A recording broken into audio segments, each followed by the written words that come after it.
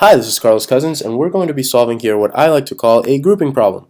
Why do I call this a grouping problem? Because we're talking about the members of a hunting lodge that are divided in clubs. So every time we see clubs, groups, classes, things of the sort, and they're telling you information about some of the members, especially if the members overlap, what is very important for you to do is to make a chart. And you can do this within, I don't know, 10, 20 seconds very easily. So what we're going to do right here is write WH for Walden Hunting Lodge, and we know that it is divided into two groups, the Big Game Club and the Small Fowl Club. And we're told information about the members of each. So let's read this together. At the Walden Hunting Lodge, some members of the Big Game Club are on the Small Fowl Club. So that's our first piece of information. We know that some members of BG are in SF, which means that some of the members of SF are also in BG. Whoops. So we already have this piece of information. Another thing that we know is that no member of the Small Fowl Club is under 50 years old. So for the Small Fowl Club, we know that no member is going to be under 50, so you can just write under 50 and scratch this out. No member is under 50, or you can just say that all members are over 50. And it actually is a very good idea to write both of these things so that you keep this in mind.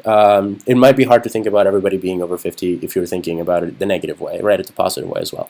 Okay, and then they ask you about which of the following must be true. So what we're watching out for here is assumptions.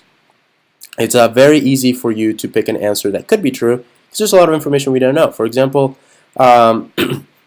we don't know how many people are over or under 50 in each of these groups. So let's go ahead and try these out and see if we're making any assumptions. So just think of the logic that you're going through. No members of the Big Game Club are under 50 years old.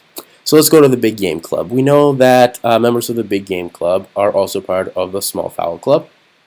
And we know that every member of the Small Fowl Club is over 50. So no members of the Big Game Club are under 50 seems like a possible solution. However, we don't actually know that the people that aren't part of the Small Fowl Club aren't over 50 years old. So this could be true, but because we're making an assumption, and it says must, we have to cross this one out.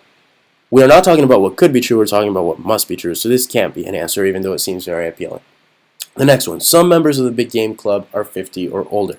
Well, let's look at the Big Game Club. We see that some members of the Big Game Club are part of the Small Fowl Club, and we know that all of the Small Fowl Club members are over 50, so this is definitely true. This one must be true, so this is the answer. But let's go ahead and look at the other possible options that are given here. All members of the Small Fowl Club over 50 are not members of the Big Game Club. So members of the Small Fowl Club over 50 are not members of the Big Game Club. We know this is not true because all members of the Small Fowl Club are over 50, and we know that some members of the Big Game Club are part of the Small Fowl Club, so we can cross this one out. And this is, I hope you're already beginning to see why it's so important to make one of these charts. Remembering all this information just from this paragraph could be very difficult if you don't keep track of it in some organized manner. And the next two, more members younger than 50 are in the Small Fowl Club than are in the Big Game Club. As well as more members younger than 50 are in the Big Game Club than are in the Small Fowl Club, ask you about comparing quantities of members in each of these teams. But we have absolutely no information about quantities of members in either team in this chart because there were none in this paragraph. So when you make the chart, make sure that it's completely exhaustive and that you're including all the information. And if you encounter any information that you don't have in your chart, and you have the time, reread the paragraph, see if they say absolutely anything about the numbers of members in each team, and if they don't, you can go ahead and cross those options out. So this is why the second option is the answer. So again, just to recapitulate here, because there's a lot of things, make a chart when you see a grouping problem that talks about clubs, talks about classes, talks about teams, or anything of the sort. Make sure that you're watching out for assumptions. If it says it could be true, assumptions are okay. If it says it must be true, assumptions are not okay.